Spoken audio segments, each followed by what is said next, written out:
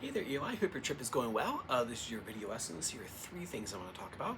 I'll talk about those three things, and if you have questions at the end of this, have your mom or dad shoot me over a message. I'd be more than happy to answer. So let's get to it. So going over the 3 points that I want to talk about today. The first thing is thanks for sending those videos over. It's really helpful for me to see how your playing's going, and really a lot of great things in there. Note reading looks like you're working on your note reading. Some things in there we can smooth over. But the first thing with your note reading is, dude, get a music stand.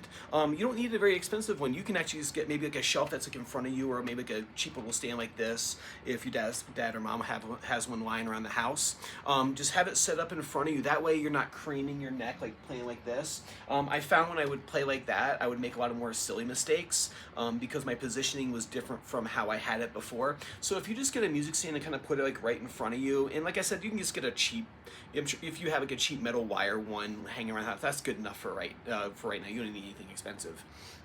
But with that one, what I would do is isolate those little arpeggio patterns at the end of the first two lines. That right. So what I would do is actually let me grab my book real quick so I can follow along. Sorry, one take. There we go. And you're doing which one was this? This one here. Surf rock. That's right. With this one, like I said, the first two, the ends of the first two lines, where you have the A, D, F. For something like this, you want to get in the habit of breaking it into small pieces. That way, when you practice, you're not trying to do too many things all at once. So I would take that A, the end of the first line, and go A, D, F, A, D, F, A, D, F. So you notice how my stand right here just makes it a lot easier than if I was trying to crane my neck over here looking at this right here. You might end up with neck pain by the end of lessons. So A, D, F, A, D, F. And then the other thing I would do is go down to the end of the second line, that last measure in there, and go D, F, C, D, F, C. Right, so I'd isolate those two parts. And then as far as breaking up the other lines into smaller pieces, D, D, D, C, A. So I might do that until I get that really smooth and in control. D, D, D, C, A. And then I'll go to, and once I get that down, then I go to the next little bit. A, C, D. So see, I'm just doing like little like 5-note blocks right there. And then you start stringing it all together rather than trying to play the whole thing. It's not that bad right now because it's only 3 lines long, but as soon as we get to ones that are whole pages long, you want to build the habit of learning how to break complex problems into smaller, much more digestible problems where you don't have to worry about trying to learn 20 different things at the same time. So do that for your note reading for me. And then we'll talk about 24 next time. Second thing is Seven Nation Army. Great work, man. The power chord shapes look like it's coming together. With that power chord shape, just be careful. A lot of times, students will kind of like turn their hand out like this, so the first finger isn't as straight. So just if you rock your hand back this way a little bit, I'm pivoting off my thumb back here. So I'm here at the 7th fret for the first chord in Seven Nation Army. And like I said, I don't want to be out this way right here. Turn that hand so your hand is horizontal or parallel with the fretboard. So you don't want to be out this way, you want to be turned more this way right here. The way to practice that, drop your hand, bring it up to the fretboard, and see if you can get your hand horizontal each time, right? If you have trouble telling if you're horizontal, I just ask a friend or ask one of your parents to make sure that your hand is horizontal with a fretboard. So like I said, the first part was looking good. Right? Not bad at all. Right? And then there's the second part. So this is the second part of the riff.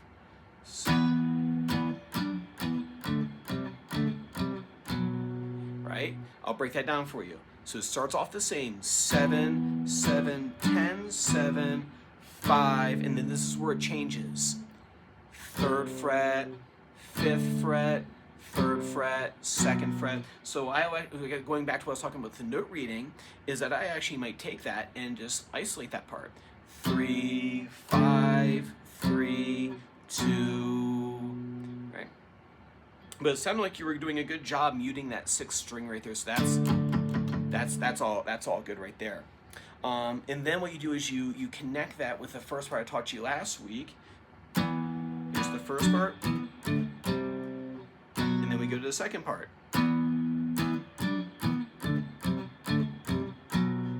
Right? And then making sure the hand is horizontal each time that we're doing that. If you want to send a video of you kind of playing through that one more time with the hand horizontal, I don't mind looking at all. So that's the second part. All power chords, all root 5 power chords. Remember that when we're naming those, the note, whatever note your finger is on the 5th string, will name the chord. So say if I'm here at the 7th fret, that's going to be E5, and all power chords have the ending 5. Then third part of the song is a little turnaround figure. He goes here to G5 on the 6th string. So very same first chord as Smoke on the Water, so that G5. And this is what you're going to do. 1 and 2 and 3 and 4 and then you're going to move up here to the A on the same string right here on the root 6. 1 and 2 and 3 and 4 and. So it sounds like this together. 1 and 2 and 3 and 4 and 1 and 2 and 3 and 4 and. And what I would do is actually count out loud while I'm doing it. That way I get better at my counting. 1 and 2 and 3 and 4 and 1 and 2 and 3 and 4 and.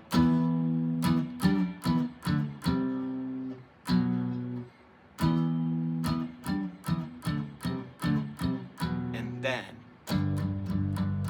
4 and 2 and 3 and 4 and then get those parts down. And then what we'll do next time is we'll get on YouTube and slow YouTube down and see if we can connect all the parts and play along with Jack White.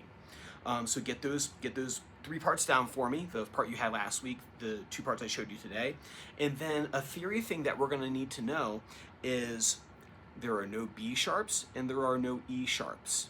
Repeat after me. There is no B sharp, there is no E sharp. Every other note gets a sharp, so it's easier to remember what there isn't than what there is. So every note will get a sharp except for B and E. So if I say my musical alphabet, A sharp, B, C, C sharp, D, D sharp, E, no E sharp. So you go to F, F sharp, G, G sharp. So everybody gets a sharp except for B and E. You're going to want to remember that. That's how we're going to learn how to name notes, name chords and notes too. We're going to learn how to name notes and chords across the 5th and 6th string. That's going to unlock all the rest of the fretboard for us. So then what we'll do with it, and we'll probably do this next time, is that we'll go to your A string right here, because you remember that Elvis ate dynamite, goodbye Elvis, right? I go to the A string, and I'll just practice naming notes up the string. So it opens A, and then I put my pointer finger here on A sharp. I go up to B, C, C sharp, D, D sharp, E, F, F sharp, G, G sharp, A. And what I'll do is I'll say, for example, if I go to the first chord in Seven Nation Army, I call that an E5. A sharp, B, C, C sharp, D, D sharp, E, and I put my power chord there. I got myself an E5 power chord. So it's how we're going to learn how to name the chords. Oh, we're out of time. All right, so go ahead and work on that for me. Like I said, if you have questions, let me know. If not, I will see you same time next time.